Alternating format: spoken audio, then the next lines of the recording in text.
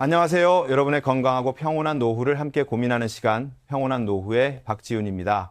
나이가 들면서 거울을 볼 때마다 예전 같지 않은 모습에 한숨 짓게 되는 순간들이 참 많죠. 특히나 다른 곳은 다 마르는데 유독 배만 불룩하게 나오는 이른바 올챙이 배 때문에 고민하시는 분들이 정말 많습니다. 단순히 오태가 안 나서 속상한 게 아니라 이 뱃속에 가득 찬 무언가가 내 남은 인생의 건강을 위협하고 있다는 신호는 아닐까 덜컥 겁이 나기도 하실 텐데요. 오늘은 5만 명 이상의 환자들을 만나오시며 어르신들의 몸과 마음을 치유해 오신 우리 시대의 진정한 건강 멘토 김영호 박사님을 모셨습니다. 박사님, 바쁘신 와중에 이렇게 나와주셔서 정말 감사합니다. 박지훈 씨, 반갑습니다. 그리고 평온한 노후를 시청해주시는 우리 어르신들, 정말 반갑습니다. 의사로 산지 벌써 50년이 넘었네요. 그동안 제가 만난 환자분들만 2만 명이 훌쩍 넘는데 그분들이 진료실에 들어오시며 가장 먼저 하시는 말씀이 뭔지 아십니까? 바로 박지훈 씨가 방금 말씀하신 그 뱃살 이야기입니다. 박사님, 나는 밥도 조금 먹고 매일 걷는데 왜 배만 이렇게 나올까요? 하고요. 그분들의 간절한 눈빛을 볼 때마다 제가 의사로서 해드릴 수 있는 가장 정확하고 따뜻한 조언이 무엇일까 늘 고민해 왔습니다. 오늘 이 자리를 통해 제가 그동안 쌓아온 경험과 의학적 지식들, 그리고 우리가 일상에서 아주 쉽게 놓치고 있는 아주 작은 습관 하나가 어떻게 우리 몸을 바꿀 수 있는지 아주 솔직하게 다 털어놓고 가겠습니다. 단순히 수치를 내리는 법이 아니라 여러분이 다시 웃음을 찾으실 수 있는 그런 이야기를 들려드리고 싶네요. 박사님, 사실 저희 아버지도 그렇고 주변 어르신들을 뵈면 나이 들면 당연히 배가 나오는 거다. 이게 다 나이살이고 인품이다. 이렇게 허허 웃으면서 넘기시는 경우가 많거든요. 그런데 한편으로는 바지 단추가 안 잠길 때마다 깊은 한숨을 내쉬는 모습을 보면 이게 단순히 웃어 넘길 일은 아니라는 생각이 들어요. 정말 나이가 들면 배가 나오는 게 자연스러운 순리인가요? 아니면 우리 몸이 보내는 아주 다급한 경고 신호라고 봐야 할까요? 특히 당뇨나 심혈관 질환 같은 무서운 병들이 이 뱃살에서 시작된다는 말을 들을 때마다 가슴이 철렁하는데 박사님께서 보시기에 이 뱃살의 실체는 도대체 무엇인가요? 박지훈 씨 말씀대로 많은 분이 나이살이라는 말로 스스로를 위로하곤 하시죠. 하지만 제가 진료실에서 만난 수만 명의 데이터는 전혀 다른 이야기를 하고 있습니다. 우리가 흔히 말하는 그 인격이라고 부르는 뱃살, 정확히는 내장지방이죠. 이건 단순한 살이 아닙니다. 우리 몸속 장기 사이사이에 끼어 있는 아주 고약한 염증 공장이라고 보셔야 해요. 젊었을 때는 우리가 좀 많이 먹거나 덜 움직여도 대사 능력이 좋아서 금방 태워버리지만 50대, 60대가 넘어가면 우리 몸의 엔진 자체가 노후화되거든요. 그때부터는 들어오는 에너지를 제대로 처리하지 못하고 장기 주변에 쌓아두기 시작하는데 이게 바로 내장 지방의 무서운 시작입니다. 제가 만난 환자분 중에 이런 분이 계셨어요. 평생을 마른 체형으로 사셨는데 환갑이 지나면서부터 배만 볼록하게 나오기 시작한 거죠. 처음엔 그냥 노화겠거니 하셨는데 어느 날 갑자기 가슴이 답답하고 숨이 차서 병원에 오셨을 때는 이미 혈관 상태가 아주 나빠진 상태였습니다. 내장 지방은 단순히 지방세포가 모여 있는 게 아니라 끊임없이 우리 혈액 속에 나쁜 물질을 뿜어내요. 이게 인슐린 저항성을 높여서 당뇨를 유발하고 혈관을 딱딱하게 만들어서 심장병이나 뇌졸중의 직접적인 원인이 되는 겁니다. 그래서 저는 환자분들에게 뱃살은 훈장이 아니라 우리가 가장 먼저 해결해야 할 건강의 적이라고 단호하게 말씀드립니다. 염증 공장이라는 표현을 들으니 정말 눈앞이 아찔해지네요. 그냥 좀 무거운 짐을 들고 다니는 줄 알았는데 몸속에서 독소를 뿜어내고 있었다니요. 그런데 박사님, 억울해하시는 분들도 정말 많거든요. 나는 예전보다 먹는 양도 절반으로 줄였고 아침마다 공원도 열심히 도는데 왜 유독 이 배만은 꿈쩍도 안 하느냐는 거죠. 팔다리는 오히려 가늘어지는데 배만 더 튀어나오는 것 같다고 하시는 분들도 계시고요. 운동을 아무리 해도 안 빠지는 이 내장 지방, 정말 죽을 때까지 안고 가야 하는 운명 같은 걸까요? 아니면 우리가 운동을 잘못하고 있는 건가요? 바로 그 지점이 가장 안타까운 부분입니다.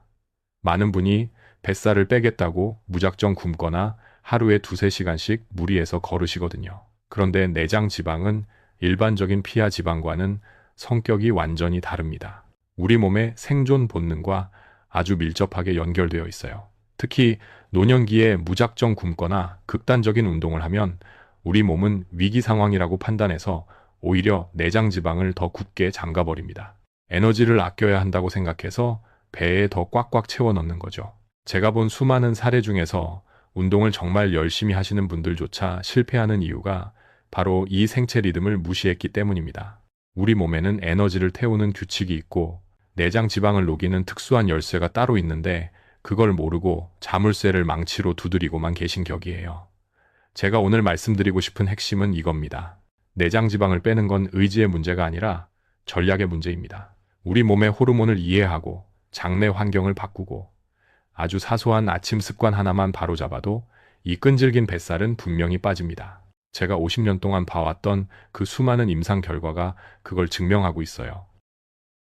전략이 중요하다는 말씀이 정말 와닿네요. 무작정 노력하는 게 답이 아니었다니 아마 지금 이 방송을 듣고 계신 분들도 무릎을 탁 치고 계실 것 같아요. 그럼 그 전략이라는 게 우리가 흔히 아는 비싼 약을 먹거나 힘든 수술을 하는 게 아니라 일상 속의 작은 습관에서 시작된다는 말씀이시죠. 특히 박사님께서 아까 살짝 언급하신 그 아침의 작은 변화, 그리고 3P 영원 정도면 누구나 실천할 수 있다는 그 비법이 너무나 궁금합니다. 90%의 사람들이 틀린 방식으로 하고 있다는 그 지점은 또 무엇일까요? 맞습니다. 비싼 보약이나 유행하는 다이어트 보조제는 필요 없습니다. 오히려 그런 것들이 노년에 약해진 간이나 신장에 무리를 주는 경우를 제가 너무 많이 봤거든요. 제가 강조하는 건 우리 주변에서 흔히 볼 수 있는 식재료와 아주 기본적인 생리 현상을 이용하는 법입니다.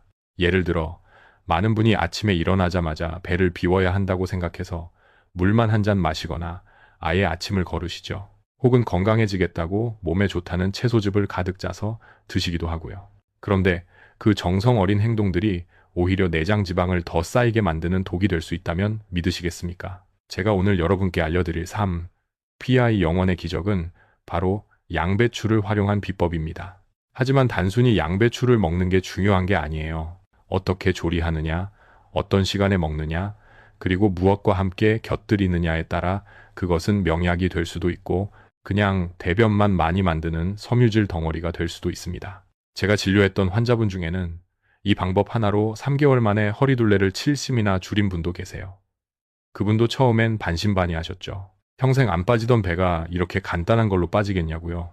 그런데 우리 몸의 대사 스위치를 켜주는 그 작은 원리를 이해하고 나니 거짓말처럼 몸이 가벼워지기 시작한 겁니다. 이제부터 그 구체적인 이야기를 하나씩 풀어보려고 합니다.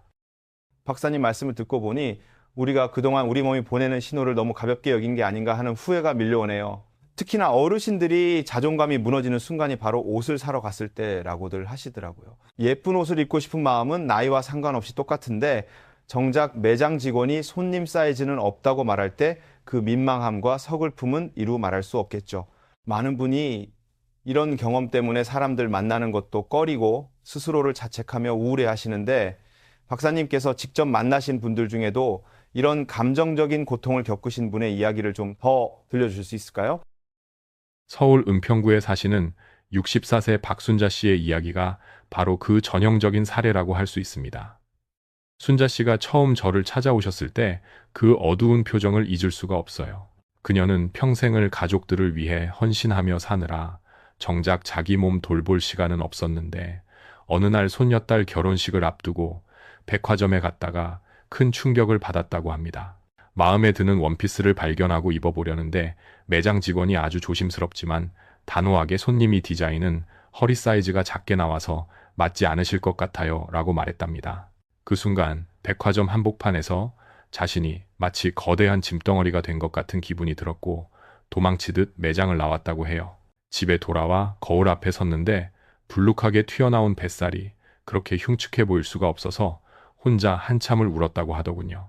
그래서 독한 마음을 먹고 시중에서 유행하는 다이어트 약도 사 먹어보고 무작정 굶기도 해봤지만 속만 버리고 배는 여전히 딱딱하게 부풀어 있었다며 제 손을 잡고 하소연을 하셨습니다. 정말 가슴 아픈 이야기네요. 나이가 들면 꾸미는 것에 무뎌진다고 생각하는 건 정말 큰 오해인 것 같아요. 그런데 박순자 씨처럼 밥을 굶고 노력을 해도 왜 뱃살은 끝까지 버티는 걸까요? 단순히 적게 먹는다고 해결될 문제가 아니라는 사실이 더 절망적일 것 같은데 그 원인을 좀 더 구체적으로 짚어주신다면 어떨까요? 박순자 씨의 가장 큰 실수는 바로 자기 몸을 미워하며 굶기 시작한 것이었습니다. 그녀는 아침을 굶으면 배가 들어갈 거라 믿었지만 사실 그녀의 내장 지방은 이미 만성적인 소화불량과 변비로 인해 꽉 막혀 있는 상태였어요. 나이가 들면 소화 효소가 급격히 줄어드는데 여기에 불규칙한 식사까지 더해지니 장 속의 음식물이 정체되고 가스가 차면서 배는 더 팽창하게 됩니다. 순자 씨는 검사 결과 혈당이 당뇨 직전 단계인 전 단계에 와 있었고 중성지방 수치도 매우 높았습니다. 즉 겉으로 보이는 뱃살은 빙산의 일각일 뿐이고 혈관 속은 이미 기름기가 가득 차서 언제 터질지 모르는 시한폭탄 같은 상태였던 거죠. 그런데도 그녀는 오직 옷 사이즈를 줄이겠다는 생각에 영양가 없는 식단을 고집하며 몸을 더 혹사시키고 있었습니다. 저는 그녀에게 이제는 굶는 것이 아니라 장을 청소하고 대사를 살리는 음식을 채워 넣어야 한다고 설득했습니다. 굶는 게 정답이 아니라 오히려 몸을 더 망치는 지름길이었다니 정말 소름 돋는 반전이네요. 박순자 씨처럼 억울하게 노력하고 계신 분들이 지금 이 순간에도 참 많을 텐데 우리가 흔히 건강하다고 믿고 행하는 습관 중에 어떤 것들이 박순자 씨의 배를 더 딱딱하게 만들었는지 궁금합니다. 순자 씨는 건강을 생각한다며 모든 음식을 생으로 먹거나 기름기를 완전히 제거한 식단을 고집하고 있었습니다. 하지만 그것이 오히려 독이 되었죠. 그녀는 매일 아침 차가운 물 한 잔에 생채소를 씹어 먹었는데 노년의 약해진 위장으로는 그 거친 식이섬유를 도저히 소화해낼 수 없었습니다. 소화되지 못한 채소들은 장에서 부패하며 가스를 만들고 오히려 변비를 악화시켜 배를 더 나오게 만들었습니다. 게다가 에너지가 부족해지니 오후만 되면 보상 심리로 달콤한 빵이나 떡을 찾게 되었고 이것이 인슐린을 폭등시켜 내장 지방을 더 견고하게 쌓아 올리는 악순환에 빠진 것입니다. 저는 그녀에게 그동안의 잘못된 상식을 버리고 우리 몸의 소화 리듬을 존중하는 법을 가르쳐야 했습니다. 결국 뱃살은 단순히 많이 먹어서 생기는 것이 아니라 몸이 에너지를 제대로 쓰지 못하고 쓰레기를 쌓아두기 때문에 생기는 것이라는 사실을 깨닫는 것이 치유의 첫걸음이었습니다. 박사님 말씀을 듣다 보니 저도 모르게 뜨끔하게 됩니다. 사실 저도 바쁘다는 핑계로 아침을 걸을 때가 많고 살 좀 빼보려고 일부러 점심 전까지 공복을 유지하기도 하거든요. 그런데 어르신들 사이에서는 간헐적 단식이라는 이름으로 아침을 건너뛰는 게 마치 대단한 건강 비결인 것처럼 유행하고 있기도 합니다. 정말 나이 든 분들에게도 아침을 굶는 게 체중 감량이나 건강에 도움이 되는 걸까요? 아니면 박사님 말씀처럼 오히려 노년의 대사 시스템을 망가뜨리는 위험한 도박인 걸까요? 박지훈 씨도 그런 유혹에 빠지시는군요. 하지만 결론부터 말씀드리면 노년기의 아침 결식은 건강의 기초를 무너뜨리는 아주 위험한 행동입니다. 우리 몸은 잠을 자는 동안에도 에너지를 소비하고 아침이 되면 새로운 연료를 기다립니다. 특히 60대 이후에는 근육량이 줄어들면서 기초 대사량이 급격히 떨어지는데 이때 아침을 굶으면 우리 몸은 비상사태를 선포합니다. 근육을 분해해서 에너지로 쓰고 정작 들어온 음식은 나중에 또 굶을 때를 대비해 무조건 지방으로 저장을 하려 하죠. 이것이 바로 마른 비만의 주범이자 내장 지방이 늘어나는 핵심 기전입니다. 많은 연구에서도 아침 식사를 거르는 사람이 그렇지 않은 사람보다 대사증후군에 걸릴 확률이 훨씬 높다는 결과가 계속 나오고 있습니다. 혈당이 널뛰기를 하게 되고 결국 췌장에 무리를 주어 당뇨병으로 가는 고속도로를 타게 되는 셈입니다. 아침을 굶는 게 단순히 배고픔을 참는 문제가 아니라 몸을 비상저장 모드로 바꾸는 스위치였군요. 그런데 어떤 분들은 아침을 먹으면 오히려 속이 더부룩하고 하루 종일 소화가 안 돼서 못 먹겠다고 하시는 분들도 계시거든요. 이런 분들은 어떻게 해야 할까요? 무작정 먹는 게 답일까요? 아니면 그런 분들만의 특별한 대처법이 따로 있는 걸까요? 아침에 속이 더부룩한 이유는 크게 두 가지입니다. 첫째는 전날 저녁을 너무 늦게 혹은 과하게 드셨기 때문이고, 둘째는 장의 연동 운동이 이미 둔해져서 밤새 소화가 덜 되었기 때문입니다. 이럴 때일수록 아침 식사의 질이 중요합니다. 무거운 밥과 국 대신 장을 부드럽게 깨워줄 수 있는 따뜻하고 유동적인 음식을 선택해야 합니다. 제가 아침 식사를 강조하는 또 다른 이유는 장의 연동 운동 때문입니다. 음식이 위장에 들어와야 비로소 대장이 움직여서 어제 쌓인 찌꺼기를 내보내는 신호를 보냅니다. 아침을 굶으면 변비가 생기고 그 변비는 다시 독소를 내뿜어 뱃살을 키우는 악순환이 반복되는 거죠. 특히 혈당 조절이 안 되거나 자고 일어났을 때 기운이 하나도 없는 분들에게 아침 결식은 독약과 같습니다. 장을 깨우는 신호라는 말씀이 참 인상적입니다. 그렇다면 아침을 챙겨 먹되 무엇을 어떻게 먹느냐가 관건이겠군요. 혹시 아침을 먹는 것이 오히려 뱃살을 더 찌게 할까봐 걱정하는 분들에게 박사님께서 꼭 당부하고 싶은 말씀이 있으시다면 무엇일까요? 뱃살이 무서워서 아침을 안 먹는 것은 빈대 잡으려다 초가 삼간 태우는 격입니다. 아침을 먹어야 점심과 저녁에 폭식을 막을 수 있고 우리 몸의 호르몬 체계가 안정됩니다. 다만 아침부터 설탕이 듬뿍 든 시리얼이나 떡이나 빵 같은 정제 탄수화물을 드시는 건 피해야 합니다. 그것이야말로 내장 지방의 직행 티켓이니까요. 대신 제가 나중에 설명해드릴 양배추 비법처럼 식이섬유와 적절한 영양소가 조화된 식단을 갖춘다면 아침 식사는 여러분의 뱃살을 녹여줄 가장 강력한 우군이 될 것입니다. 여러분의 몸은 기계와 같습니다. 아침에 시동을 걸어주지 않으면 하루 종일 엔진이 제대로 돌지 않고 찌꺼기만 쌓인다는 사실을 꼭 기억하셨으면 좋겠습니다. 박사님, 방금 엔진 비유를 해 주셨는데 사실 엔진이 잘 돌아가려면 기름칠도 잘 되어 있어야 되잖아요. 그런데 저희 세대나 어르신들은 뱃살을 빼려면 일단 기름진 것부터 다 끊어야 한다고 생각하시는 분들이 대다수예요. 고기 비계는커녕 나물 무칠 때 쓰는 참기름 한 방울도 벌벌 떨면서 아끼시거든요. 이렇게 기름을 완전히 끊는 게 정말 심혈관 건강이나 다이어트의 최선일까요? 아니면 우리가 건강한 지방에 대해 너무 오해하고 있는 건지 궁금합니다. 바로 그 오해가 수많은 분의 다이어트를 실패로 몰아넣고 있습니다. 광주 광진구에 사시는 71세 김원식 씨가 정확히 그런 경우였어요.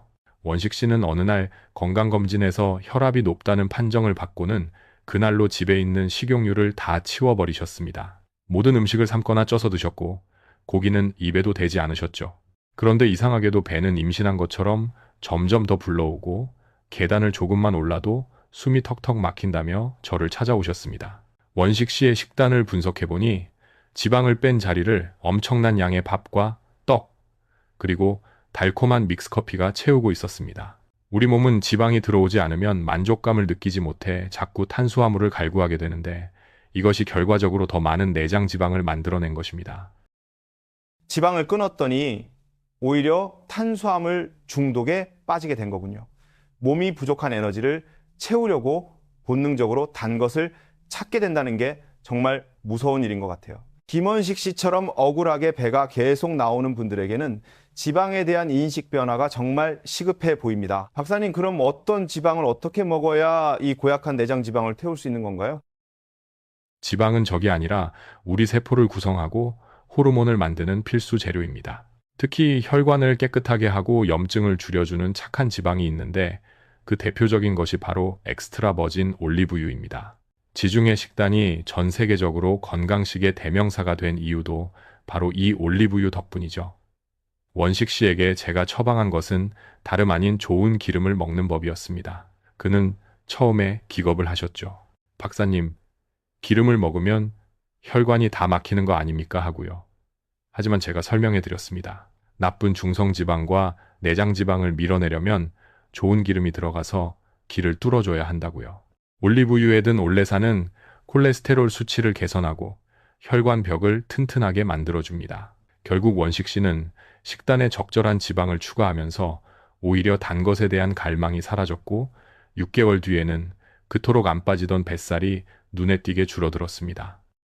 기름을 먹어서 기름을 뺀다는 발상이 참 신선하면서도 과학적이네요. 하지만 아직도 많은 분이 튀김이나 고기 비계에서 나오는 나쁜 지방과 올리브유 같은 착한 지방을 구분하는데 어려움을 느끼실 것 같아요. 이 부분을 좀 더 명확하게 설명해 주시면 시청자분들이 식단을 짜는데 큰 도움이 될 것 같습니다. 간단합니다. 상온에서 딱딱하게 굳는 기름은 가급적 피하시고 액체 상태를 유지하는 식물성 기름, 그 중에서도 가공되지 않은 압착유를 선택하셔야 합니다. 트랜스 지방이 가득한 과자나 빵 튀김은 우리 혈관을 끈적하게 만들지만 올리브유나 들기름 같은 불포화 지방산은 우리 몸의 대사를 원활하게 해줍니다. 특히 노년기에는 지방 섭취를 극단적으로 제한하면 피부가 푸석해지고 뇌 기능이 떨어지며 심지어 치매 위험까지 높아질 수 있습니다. 김원식 씨도 나중에는 박사님, 제가 기름을 좀 먹었더니 아침에 눈이 더 잘 떠지고 변보기도 훨씬 편해졌습니다. 라며 웃으시더군요. 건강을 위해서는 무조건적인 절제가 아니라 현명한 선택이 필요하다는 것을 다시 한번 강조하고 싶습니다. 이제 드디어 많은 분이 기다리시던 핵심 비법이 공개될 차례인 것 같습니다. 아까 박순자 씨 이야기로 돌아가 보면 정말 절망적인 상황에서 박사님을 만나셨잖아요. 수십만 원을 들여도 해결 안 되던 그 뱃살이 단돈 3푸이 0원짜리 재료로 해결되었다는 게 정말 믿기지 않는데 도대체 어떤 마법 같은 일이 일어난 건가요? 그 구체적인 레시피와 박순자 씨가 어떻게 변화했는지 그 드라마틱한 과정을 좀 자세히 들려주세요. 네, 그 기적의 주인공은 바로 우리 식탁에 흔히 오르는 양배추였습니다. 하지만 제가 순자 씨에게 권한 건 그냥 양배추 쌈이 아니었어요. 저는 그녀에게 아침마다 따뜻하게 익힌 양배추를 올리브유와 함께 먹는 양배추 스프 혹은 살짝 데친 양배추 샐러드를 처방했습니다. 순자 씨는 처음엔 실망한 기색이 역력했어요. 박사님, 제가 양배추를 안 먹어본 줄 아세요? 그거 먹어도 배만 더 부글거리고 효과 없었어요. 라고요. 그래서 제가 이유를 설명해 줬습니다. 생양배추는 위장이 약한 노인들에게 오히려 가스를 유발하고 소화 부담을 주지만 살짝 익히면 성질이 순해지면서 장내 유익균의 먹이가 되고 장벽을 보호하는 비타민유 성분이 극대화된다는 사실을 말이죠.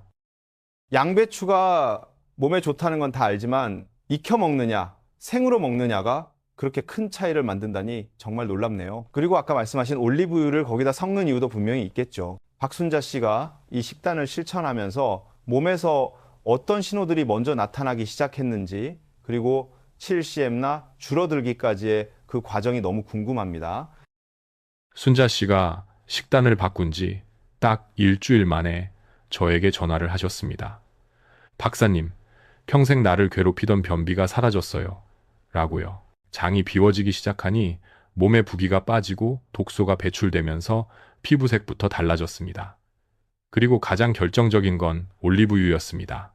양배추에 든 지용성 비타민들은 기름과 함께 먹어야 우리 몸에 흡수가 되거든요. 순자 씨는 아침마다 따뜻하게 데친 양배추에 올리브유 한 스푼을 뿌려 드셨는데 이것이 장의 윤활유 역할을 해서 배설을 돕고 포만감을 오래 유지해 줬습니다. 점심때까지 배가 안 고프니 자연스럽게 군것질이 끊겼고 인슐린 수치가 안정되면서 내장 지방이 타기 시작한 거죠. 3개월 뒤 다시 병원을 찾은 순자 씨는 예전에 안 맞던 원피스를 입고 오셨는데 허리둘레가 정말로 7cm나 줄어들어 있었습니다.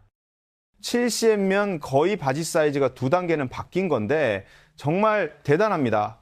그런데 박사님 혹시 양배추가 모든 사람에게 다 좋은 건가요? 아니면 조심해야 할 점도 있을까요? 특히 90%의 사람들이 잘못하고 있다라는 그 부분도 여기서 해결이 되는 건지 궁금합니다. 아주 중요한 질문입니다. 90%의 사람들이 실수하는 것이 바로 양배추를 즙으로 짜서 섬유질은 다 버리고 국물만 마시는 것입니다. 내장 지방을 빼는 핵심은 양배추의 그 거친 섬유질, 즉 식이섬유에 있거든요.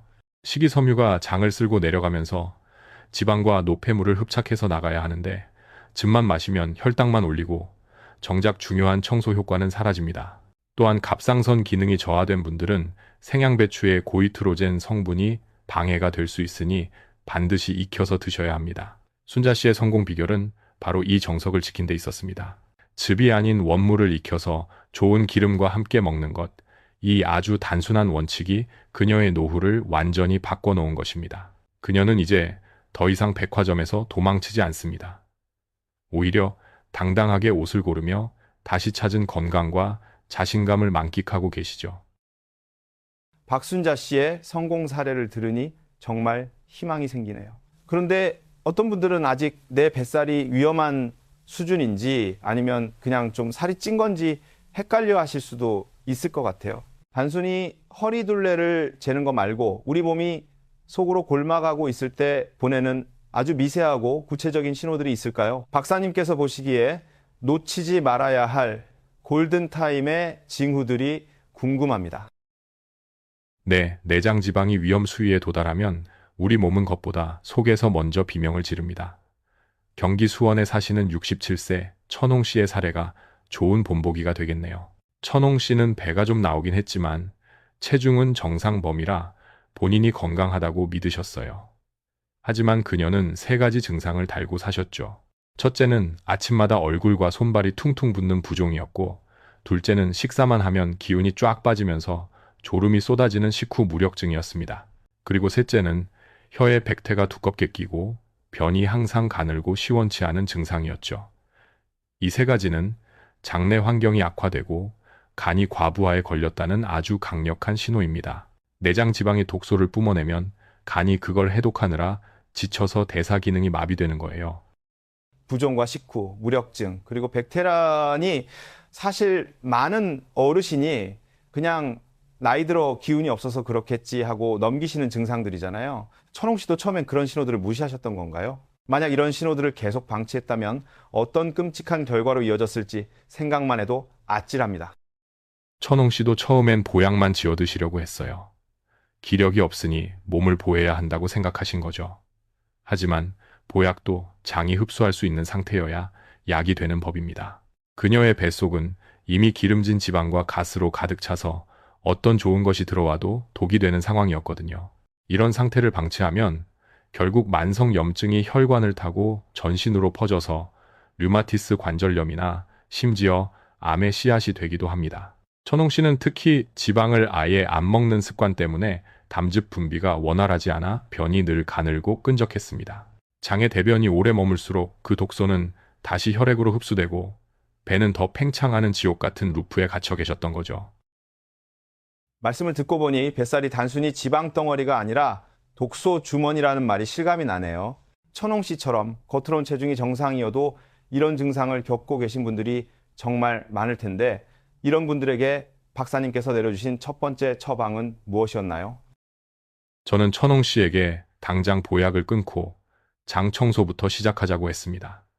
그녀 역시 양배추와 올리브유의 도움을 받았지만 추가로 따뜻한 물 마시는 습관을 강조했습니다. 아침에 일어나자마자 미지근한 물 한 잔으로 위장을 깨우고 그 다음에 익힌 양배추를 드시게 했죠. 그랬더니 2주 만에 혀의 백태가 사라지고 식후에 졸리는 증상이 씻은 듯이 없어졌습니다. 간이 비로소 숨을 쉬기 시작한 거예요. 뱃살은 그 다음부터 자연스럽게 빠지기 시작했습니다. 여러분, 배가 나오는 걸 그냥 나이살이라고 생각하지 마세요. 거울 속의 뱃살보다 여러분의 혀와 여러분의 배변 상태, 그리고 아침의 몸 컨디션을 먼저 살피셔야 합니다. 그것이 내 몸이 보내는 마지막 구조 신호일지도 모르니까요.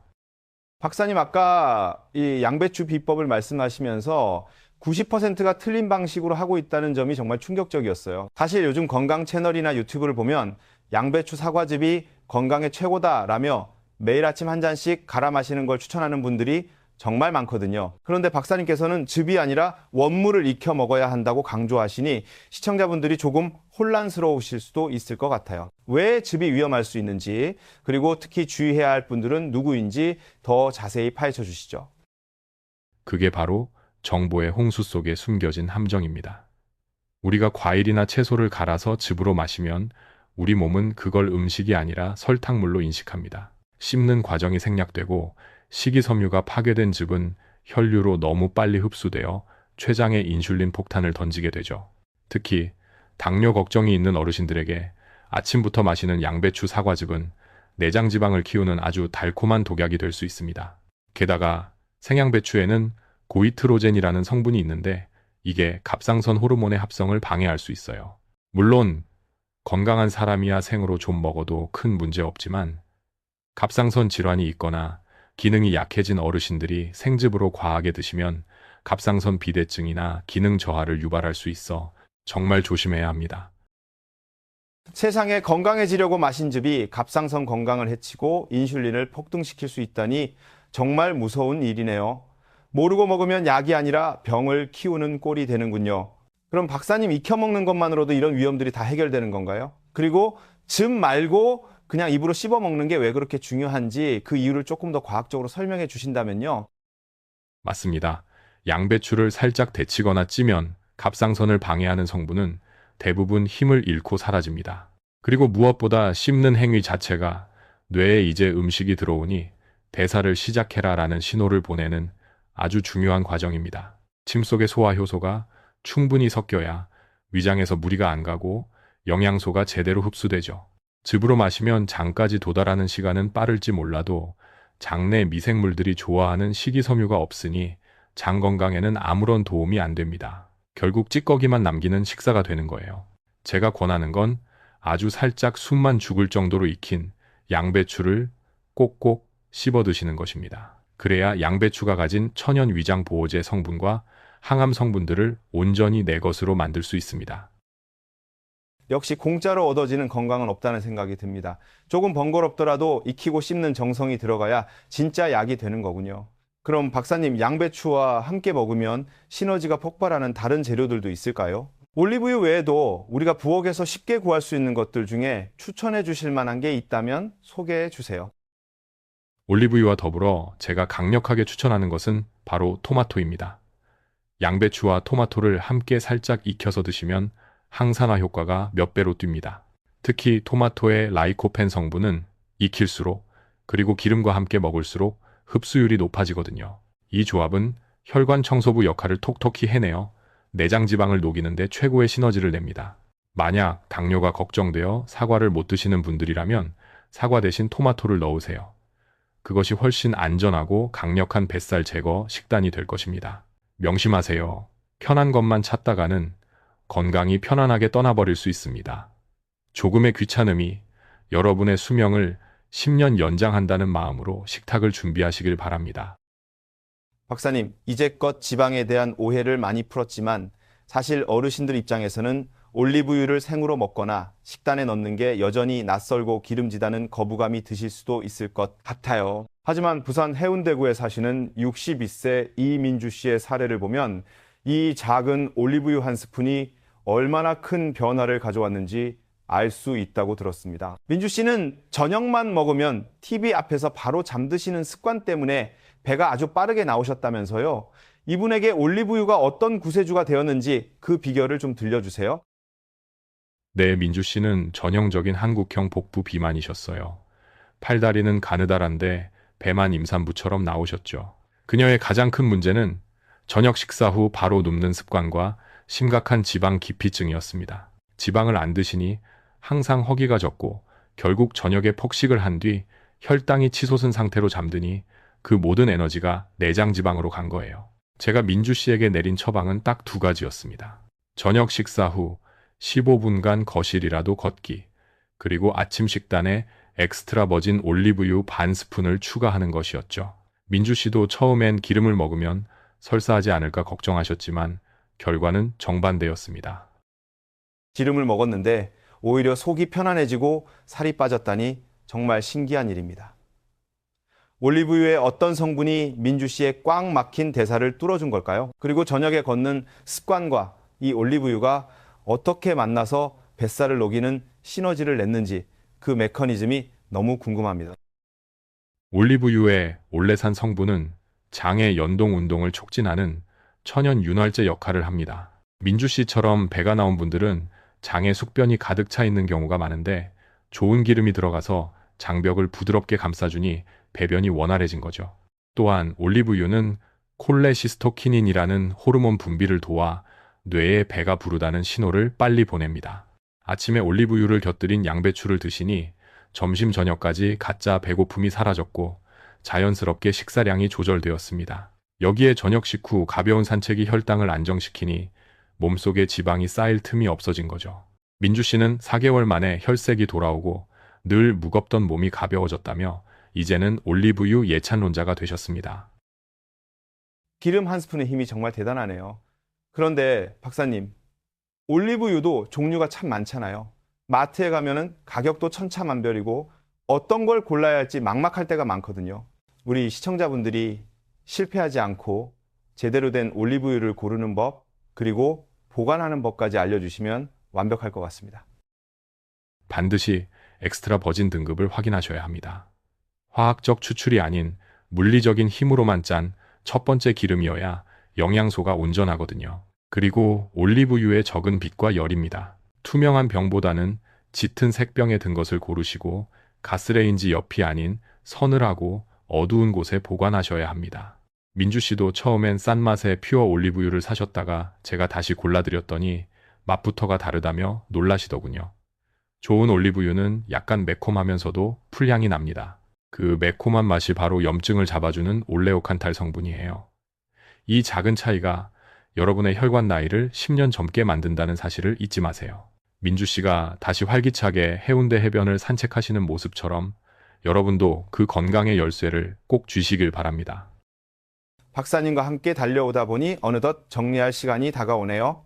오늘 정말 많은 귀한 정보를 주셨는데 사실 어르신들은 돌아서면 잊어버리신다고 걱정하시는 경우도 많거든요. 그래서 오늘 배운 내용을 딱 3가지만 기억한다면은 어떤 것들이 있을까요? 내 몸의 법칙을 따르면서 뱃살을 빼는 그 핵심 요약본을 박사님께서 직접 정리해 주시면 좋겠습니다.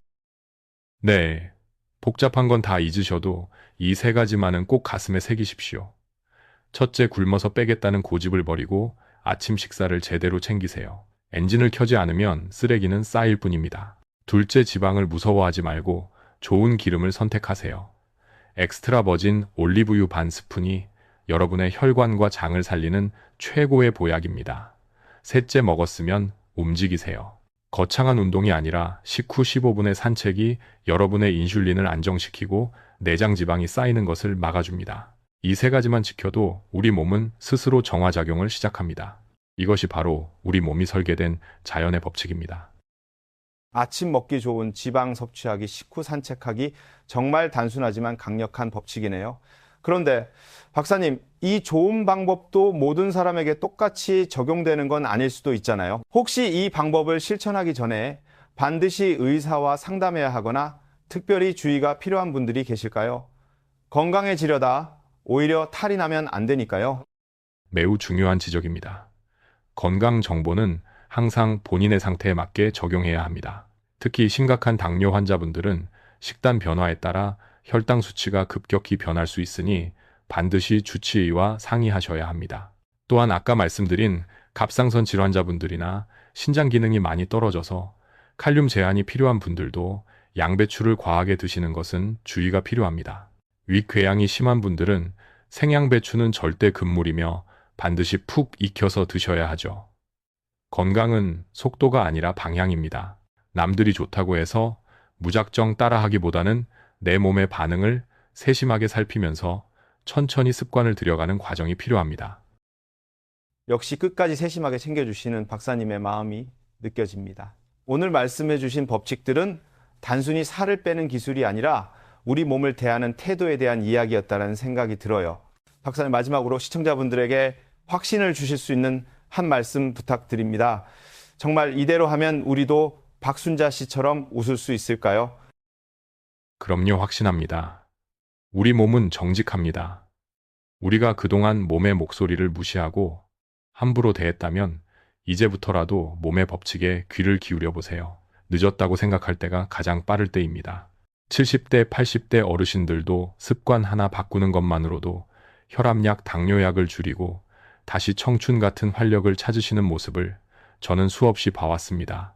여러분은 소중한 존재입니다. 뱃살 때문에 기죽지 마시고 오늘 저녁부터 당장 식후 15분 걷기부터 시작해보세요. 그 작은 발걸음이 여러분의 평온한 노후를 약속할 것입니다.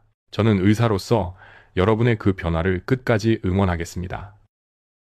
오늘 김영호 박사님과 함께한 시간 정말 꿈 같은 시간이었습니다. 단순히 뱃살을 빼는 법을 배운 게 아니라 내 몸을 어떻게 사랑하고 돌봐야 하는지 그 진심을 배운 것 같아요. 박순자 씨가 7cm 줄어든 바지를 입고 아이처럼 기뻐하며 웃으시던 그 모습이 자꾸만 잔상에 남습니다. 그 웃음은 단순히 날씬해져서가 아니라 나도 다시 할 수 있다는 자신감에서 나온 것이겠죠.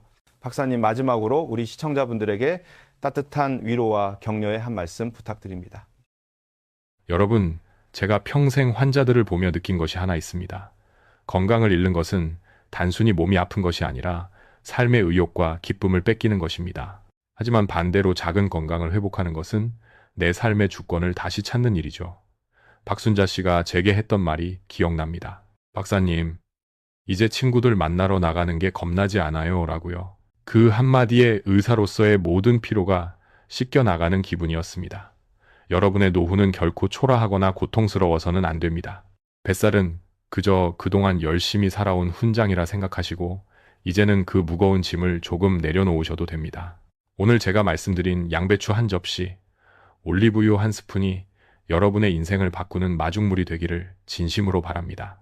여러분은 충분히 건강해질 자격이 있고 다시 빛날 가치가 있는 분들입니다. 포기하지 마십시오. 박사님 정말 감사합니다. 박사님의 진심 어린 조언 덕분에 많은 분이 오늘 밤 희망을 품고 잠자리에 드실 수 있을 것 같아요. 건강은 완성이 아니라 과정이라는 말처럼 우리 모두 오늘보다 조금 더 나은 내일을 위해 아주 작은 것부터 실천해 보면 좋겠습니다. 여러분, 오늘 평온한 노후에서 전해드린 뱃살의 비밀 그리고 양배추의 기적 어떻게 들으셨나요? 나이살이라고 포기하지 마시고 박사님이 알려주신 전략적인 습관으로 다시 한번 활기찬 인생을 설계해 보시기 바랍니다. 저도 오늘 박지훈 씨와 함께해서 정말 즐거웠습니다. 시청자 여러분, 여러분의 뱃속에는 염증 공장이 아니라 건강한 에너지가 가득 차야 합니다. 제가 알려드린 비법들 꼭 실천해 보시고 다음에는 더 밝고 건강해진 모습으로 다시 뵙기를 고대하겠습니다. 늘 평온하고 건강하십시오. 감사합니다. 네, 박사님 오늘 귀한 시간 내주셔서 다시 한번 머리 숙여 감사드립니다. 오늘 영상이 도움이 되셨다면 주위의 소중한 분들에게도 공유해 주시고 평온한 노후 채널 구독과 좋아요 그리고 알림 설정까지 꼭 부탁드립니다. 여러분의 작은 관심이 더 건강한 노후를 만드는 큰 힘이 됩니다. 저희는 다음 시간에 더 유익하고 따뜻한 건강 이야기로 돌아오겠습니다. 여러분 오늘도 평온하고 건강한 하루 보내십시오. 시청해 주셔서 감사합니다.